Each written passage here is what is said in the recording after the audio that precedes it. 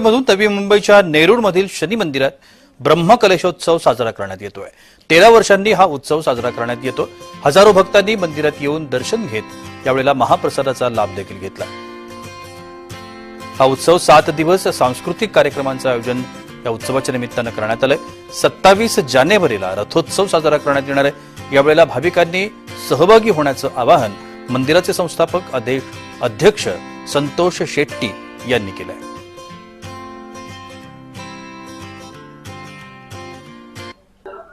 नवी मुंबईतील नेरूळ येथील शनी मंदिरामध्ये ब्रह्मकलशोत्सवाचं आयोजन करण्यात आलेलं आहे। दर 12 वर्षांनी 13व्या वर्षी हा ब्रह्मकलशोत्सव साजरा केला जातो। शनी मंदिरामध्ये हजारो भक्तगण येत असतात आणि या ठिकाणी दर्शन घेत असतात। तब्बल 7 दिवस जो आहे या मंदिरामध्ये कार्यक्रमाचं आयोजन केलं जातं।